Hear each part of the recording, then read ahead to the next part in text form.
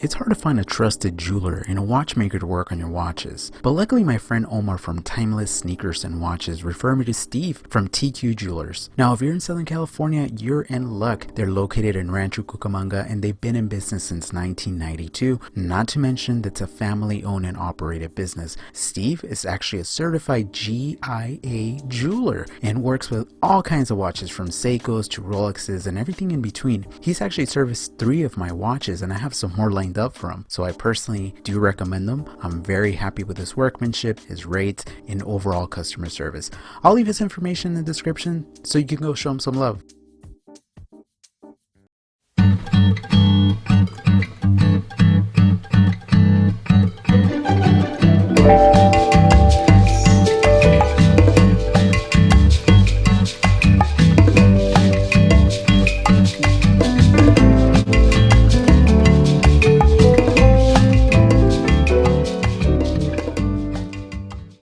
If you haven't seen my unboxing video, go check it out. The packaging on this Toro watch and the Black Sea are actually beautiful, and it really shows that the company wants to make an impression through and through.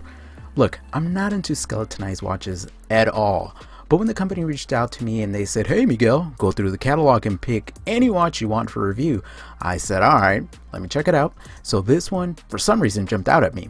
I mean, it's loud and it looks like the type of watch that Floyd Mayweather or Conor McGregor would go for, in a way, a more affordable way, of course. Not my style, but hey, although I was a little hesitant, to tell the company to send me this for review, I wanted to keep an open mind, and I hope you guys do as well. I wanted to step outside of my comfort zone and review something a little more out there, so I hope you guys are ready. The El Toro watch, which is Spanish for bull, does come in 4 different finishes and colors, but for whatever reason this one really spoke to me. I like the color, I like the finishing. The watch is yet loud, yet elegant. It's not something you see very often in the microbrand space, but the watch is entirely constructed of 316L stainless steel. The case does measure in at 43 millimeters. It's 49.8 millimeters from lug tip to lug tip. It's 12.7 millimeters thick. The lug width is 22 millimeters and it weighs in at only 93 grams with the supplied leather strap. Now, at first glance, the first thing that really jumps out at you, of course, is the dial. It's protected by this AR coated sapphire crystal, and the cool thing about Aries Gold is that each dial and component are cut, hollowed, and finished actually in-house, so that's pretty respectable. I love the skeletonized brush bridges and escapement cage, and super impressive are the heat blue screws that actually play very well with the other blue components, such as the hour hand, the minute hand, and the seconds hand, which by the way features the company logo as a counterweight. Very cool, very nice. We also find the same shade of blue on half of the Roman applied numerals that can be found on just the quarter of the dial, but also we find the blue on the plaque that's been applied on the top of the dial. It does read Aries Gold and is held in place by some little screws. The words sapphire crystal are right below that, and the words automatic 21 joules are to the right of the watch by the 12 o'clock.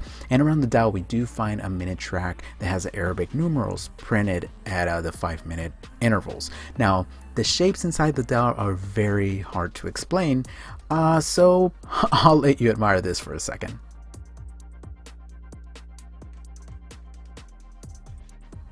Now, although this watch is really considered a dress watch, they put plenty of superluminova on the hour and minute hands. I was actually really surprised that it had lume, let alone good lume, and it shines bright. Now, it doesn't necessarily last a very long time, but hey, I respect it. At the 3 o'clock, we do find a pretty easy to grip 7mm push and pull crown that's been signed, and it helps a watch with the 50 meters of water resistance. I would have preferred to have 100 meters of water resistance, as it gives me a better peace of mind when wearing the watch, but hey, then again, this is not the type of watch you would take anywhere near water. Now the entire case is pretty well finished and it's entirely polished. There's not a single piece of brushed stainless steel here. The case has many different layers to it, and it adds complexity to the watch. After all, the lugs are meant to resemble the bull horns, hence the name El Toro. Now the chamfering has been executed beautifully, and overall I found no rough edges. On the back we find an exhibition screw down case back that's constructed of both stainless steel, and sapphire. Now around the case back we do find information about the watch that's been laser engraved, and it's pretty legible. Beating away we do see the Miyota 82SO automatic caliber that's been skeletonized and decorated in-house. Miyota movements, as we all know, are extremely reliable, and in many cases some of the higher series even beat Sellita and Etta movements as far as serviceability and construction, and honestly that's not my opinion, that's a well-known fact in the industry. This movement does beat away at 21,600 bph. It features 21 joules, has a power reserve of about 42 hours, and the rotor rotates unidirectionally.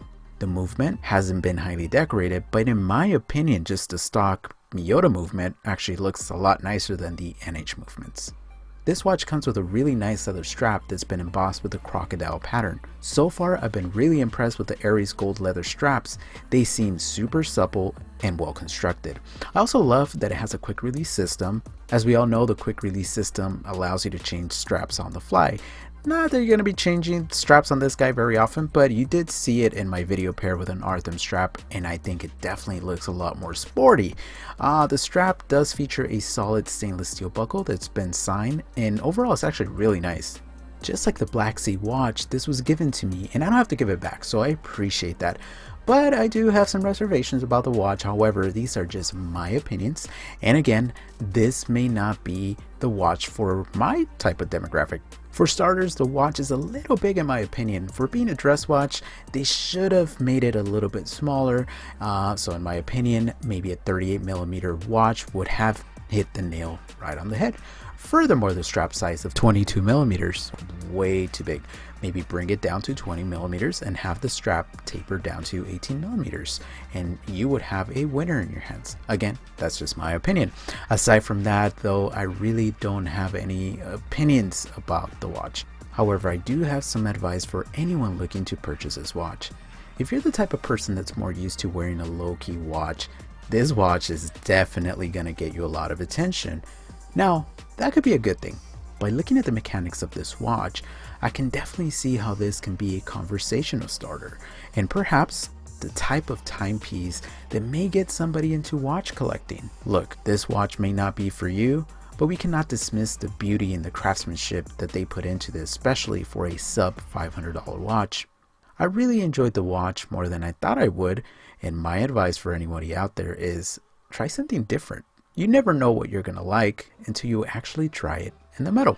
Thank you Aries Gold for the watches, and hey everybody, if you want me to review some more of their timepieces, please visit their website and let me know in the comment section what you want me to review. As always my friends, thank you so much for watching, and stay humble.